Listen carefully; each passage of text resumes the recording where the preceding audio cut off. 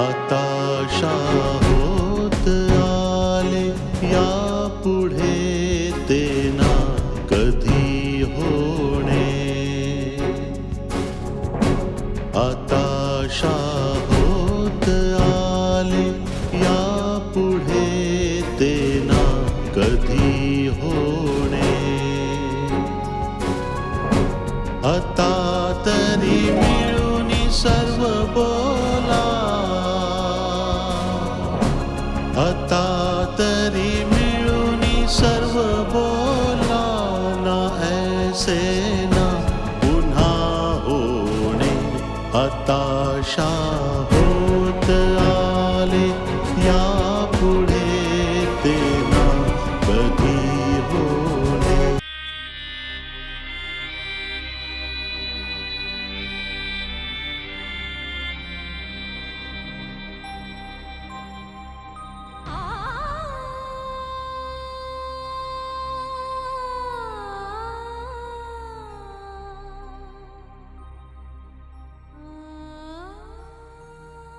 याने ताईच्या आत्म्याला शांती नाही मिळणार दादा. हे सगळं बघून त्यांचा आत्मा आणखीनच तडफडत असेल. म्हणत असेल काय अवस्था झाली माझ्या मुलीची.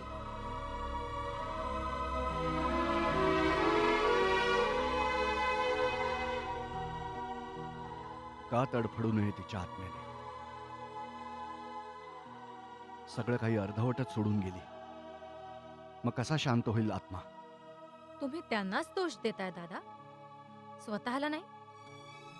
इथे आल्यानंतर हे सगळं बघून मला असं वाटतंय की मी इथे येऊन कोणती चूक तर केली नाही ना. तुला नक्की काय म्हणायचंय तारा. सारखं सारखं भारतीचं नाव घेऊन तू मला माझ्याच नजरेतून पाडू इच्छितेस. मी असं काही करत नाहीये दादा. मला तुमच्या भारतीवरच्या रागाचं कारणच समजत नाहीये. तुला जो भारतीचा पुळका येतोय ना, त्यामुळेच तुला तिच्या चुका दिसत नाहीयेत. पण मी तुझ्यासारख्या तिच्या चुका नाही विसरू शकत. उठता बसता ती गोष्ट सारखी माझ्या मनात चलत असते. तिने हे सगळं केलं ते नक्की का केलं. हाच प्रश्न तुम्ही कधी तिला विचारलाय. याचं उत्तर विजय आणि भारतीच देऊ शकतात दादा. काय उत्तर देतील ते. ज्या चुका त्यांनी केल्या आहेत त्या कितीही प्रयत्न करूनही मी विसरू शकत नाही. तिने स्वतःच्या घराच्या इब्रतीचा काहीच विचार केला नाही. ते लहान नाहीयेत. त्या दोघांना स्वतःच्या मनाप्रमाणे जगायचा हक्क नाहीये. आहे ना हक्क. कोण थांबवतंय त्यांना. पण माझ्याशी संबंध ठेवायचा प्रयत्न कोणीही करू नये.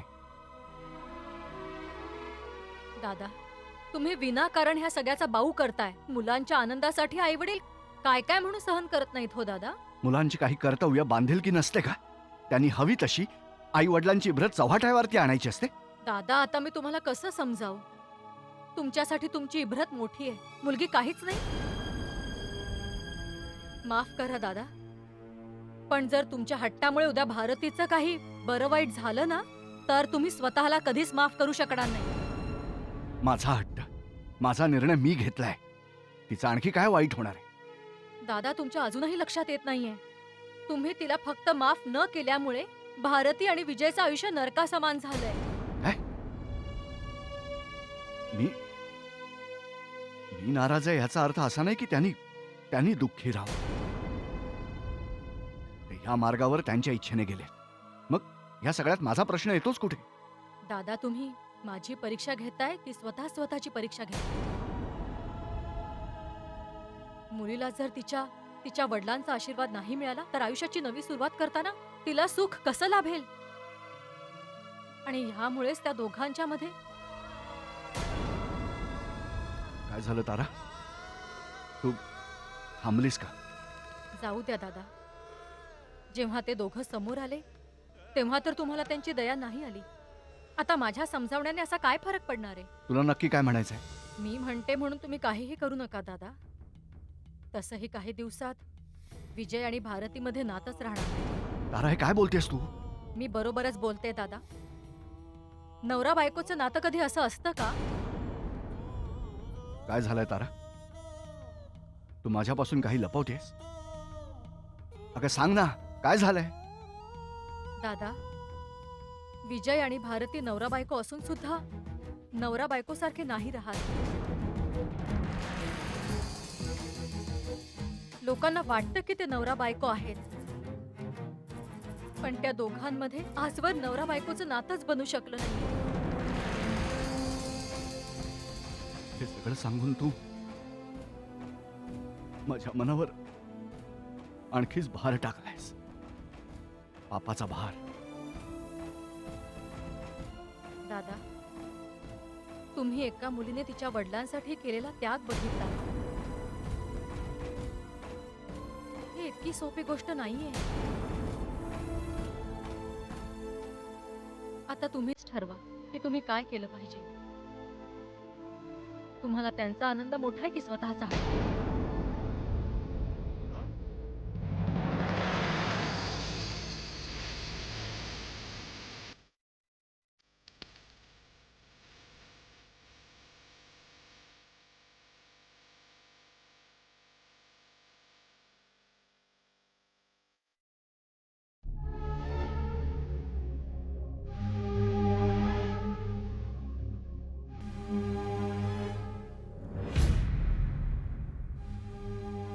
बाबा बाबा आई रडतीये. मग मग बाबा मी तुम्हाला सांगतोय की आई रडते आणि तुम्ही म्हणताय मग? तुम्हाला विचारायचं नाहीये की आई का रडतीये? बाबा मी आता सरळ आईच्या खोलीतूनच येतोय. काय म्हणाली तुझी आई? बाबा हाच तर प्रॉब्लेम आहे ना, की इथे कोणी सांगतच नाहीये की त्याच्या मनात काय आहे. प्रत्येक जण आपल्या मनातल्या गोष्टी मनातच ठेवत असतो. बाबा जर तुम्हाला ठाऊक असेल की आई का रडतीये तर तुम्हीच सांगा. या प्रश्नाचं उत्तर तू स्वतःलाच विचार, तुला उत्तर मिळेल. ज्या घरात तुझ्यासारखा मुलगा असेल त्या घरातल्या आई वडिलांना रडण्यासारखे आणखी कारण कशाला हवंय? बाबा तुम्ही नेहमी एकाच सुरात का बोलत असता? मी तुम्हाला एक साधा प्रश्न विचारला आणि तुम्ही हे काय काय बोलताय माझ्याशी? मग तूच सांग ना, नक्की कोणतं उत्तर हवंय तुला? काय ऐकायचंय तुला? ही गोष्ट खरी आहे की आज तुझी आई रडतीये ती फक्त तुझ्यामुळेच. तिच्या रडण्यामागचं कारण तू आहेस तू. जर तू एका मुलाचं कर्तव्य नीट पार पाडलं असतंस ना, तर आज या घराची अवस्था अशी नसती आणि तुझी आई अशी रडलीही नसती. ठाऊक आहे तुला, उद्या कोर्टामध्ये निकाल लागणार आणि तू एका भावाचं कर्तव्य पार पाडून कोर्टात साक्ष दिली आहेस. त्याचा परिणाम उद्या समोर येणार आहे. ठाऊक आहे. तरीही विचारतोयस की आई का रडतीये? निकाल विकीच्या विरोधात लागेल हेही तुला ठाऊक आहेच. बाबा विजय सत्याचा झाला पाहिजे. शेवटी कुंपणानेच शेत खाल्लं हीच गोष्ट लोक मला आयुष्यभर ऐकवत राहतील. ज्याला जे बोलायचंय ते बोलू दे, पण मला ठाऊक आहे की मी जे केलं ते योग्यच केलंय. हम्म.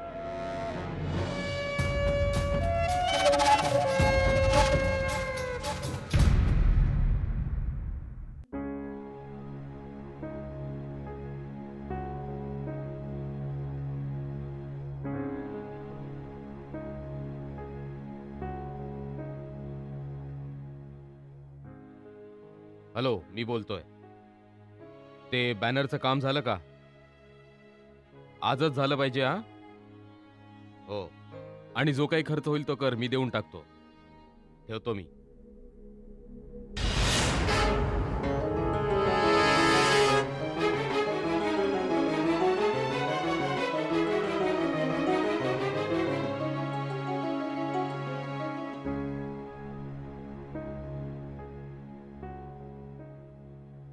सरस्वती, शांतीचा काही फोन वगैरे आला होता? कशी आहे ती? कशी आहे? आता काय विचारता? अहो शांतीचा जेवढा विचार तुम्ही आता करताय तेवढा लग्नाआधी केला असता ना तर ही वेळच आली नसती. झालं का तुझं सुरू? मी शांतीबद्दल जरा म्हणून काही विचारलं की लगेच तुझी ती जुनी कॅसेट परत सुरू होते. अहो का नको बोलू मी? माझ्या मुलीचं आयुष्य उद्ध्वस्त केलंय तुम्ही. असं म्हणतात की मुलीसाठी वर शोधताना मुलीच्या बापाचे जोड झिजतात, पण तुम्ही तर तुमच्या वैऱ्याच्याच घरात आपली मुलगी दिली. अगं सरस्वती, जुन्या गोष्टी उगाळून का म्हणून डोकं पिकवतेस माझं? मी उगाळणार, अगदी मरेपर्यंत उगाळणार, कारण तुम्ही माझ्या मुलीचं आयुष्य उद्ध्वस्त केलंय. अहो ज्या माणसाने तुम्हाला त्याच्या जाळ्यात अडकवून तुरुंगात डांबलं, तुमची राजकीय कारकीर्द संपवून टाकली, तुम्ही त्याच माणसाच्या घरात आपली मुलगी दिली. तुम्ही प्रीतीच्या आयुष्याचा विचारही नाही केलात. कसे दिवस काढत असेल बिचारी त्या घरात. मग आता का विचारताय की ती कशी आहे? अगं सरस्वती, आता मी तुला कसं सांगू? माणसाला नाईलाजास्तव अशा गोष्टी कराव्या लागतात ज्या त्याला करायच्या नसतात. असा कोणता नाईलाज होता तुमचा की तुम्ही स्वतःच्या मुलीचं आयुष्य पणाला लावलं? कधी विचार केला? जावई बापू जेलमध्ये आहेत, त्यांच्यावर खटला सुरू आहे. जर जावई बापूंना फाशी झाली किंवा जन्मठेप झाली तर आपल्या मुलीचं कसं होईल? तिचं आयुष्य कसं काढेल आपली मुलगी? कशी राहील ती तिच्या सासरी? कधी विचार केला ती कशी जगेल याचा? अगं काय होईल तिचं? तुम्ही स्वतःच्या स्वार्थासाठी माझ्या मुलीचं आयुष्य पणाला लावलं. त्याच्यासाठी मी तुम्हाला कधीच माफ करणार नाही, कधीच माफ करणार नाही तुम्हाला.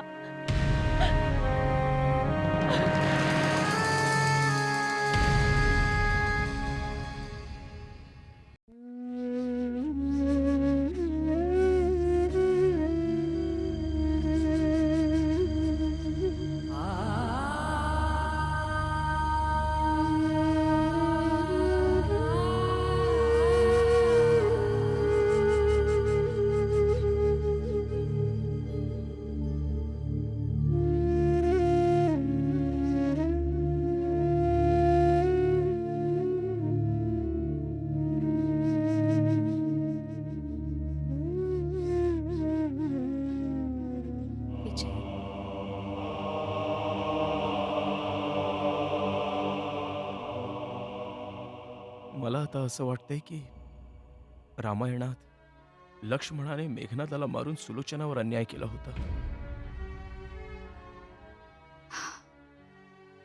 हीच तर सगळ्यात मोठी थट्टा आहे आपली. कैकेयीला वचन देऊन चूक राजा दशरथाने केली होती, पण शिक्षा प्रभू श्रीरामांना भोगावी लागली. भावाच्या प्रेमापोटी लक्ष्मण सुद्धा त्यांच्या सोबत निघाला, पण विधवेचं जगणं तर बिचाऱ्या उर्मिलाच्या वाट्याला आलं. विजय चुका करणारा हे विसरतो की तो जी चूक करतोय त्याची शिक्षा फक्त त्यालाच नाही तर त्याच्यासोबत त्याच्या जवळच्यांना सुद्धा भोगावी लागते. त्यांच्याकडे दुसरा पर्यायच नसतो. तुम्ही उद्याच्या कोर्टाच्या निकालाचा विचार करताय ना विजय? मी तुम्हाला समजू शकते.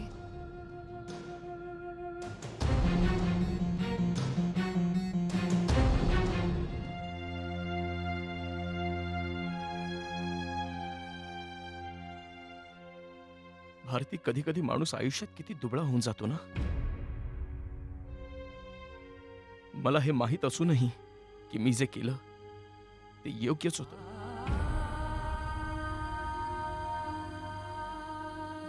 पण तरी सुद्धा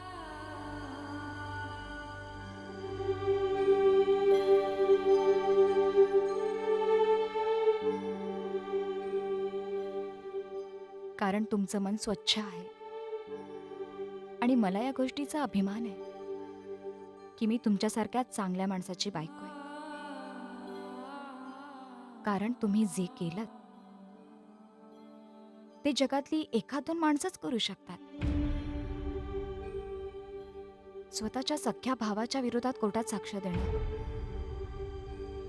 तेही खुनाच्या प्रकरणात. भारती, आज मला विकी दादापेक्षा शांती वहिनीचं वाईट वाटतंय. विचार कर, तिचं काय होईल. ठाऊक आहे विजय, शांती वहिनीला बघून तर मलाही खूप वाईट वाटतं. पण आपण एकच गोष्ट करू शकतो, ती म्हणजे देवाकडे प्रार्थना की विकी भाऊंना कमीत कमी शिक्षा हो. मी देवाची मनापासून प्रार्थना करेन की विकी भाऊंना शिक्षा भोगायचं बळ मिळो आणि ते शिक्षा भोगून आल्यानंतर त्यांनी पुन्हा एकदा नव्या जोमाने आयुष्याची सुरुवात करावी, एक चांगला माणूस म्हणून. हो, पण आपली शांती वहिनी. आपण विचार करण्याने काही होणार नाही. विजय, खूप रात्र झालीये, आता तुम्ही झोपा. सकाळी कोर्टात पण जायचंय ना.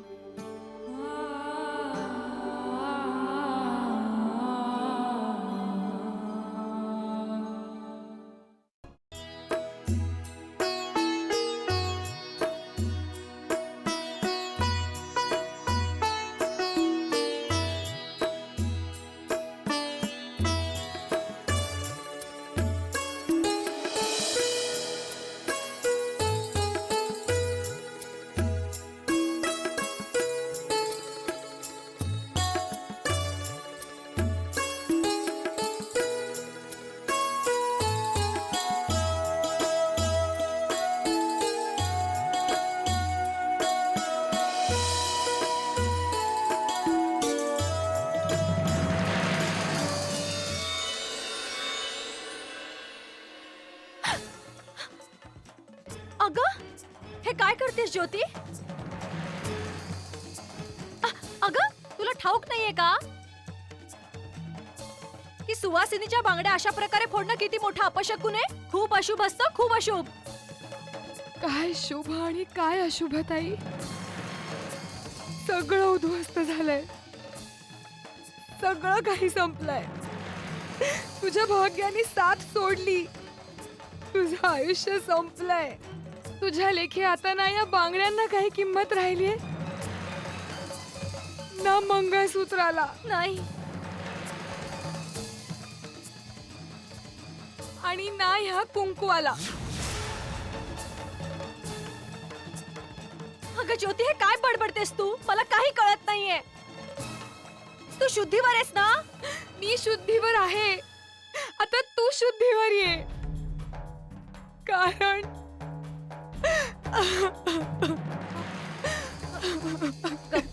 गप्प बस, अजिबात आवाज नकोय. आणि मला तू फक्त हे सांग की तुला कोणी काही बोललं का? काही झालंय का? अगं सांग ना मला तू ज्योती.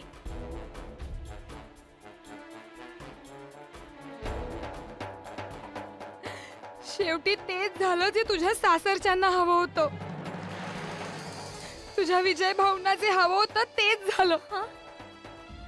तुझं आयुष्य उद्ध्वस्त झालंय ताई, सगळं संपलंय. तुझं आयुष्य संपलं ताई. जीजूंना फाशी झालीये, तुटलं तुझं मंगळसूत्र. सगळ्यांनी मिळून मारून टाकलं तुझ्या नवऱ्याला, मारून टाकलं. फाशी झाली त्यांना. आता ह्या बांगड्या काढून टाक ताई. या रंगीत साडीचा काही उपयोग नाहीये. हे मंगळसूत्र तोडून टाक ताई. आणि हे कुंकूही पुसून टाक.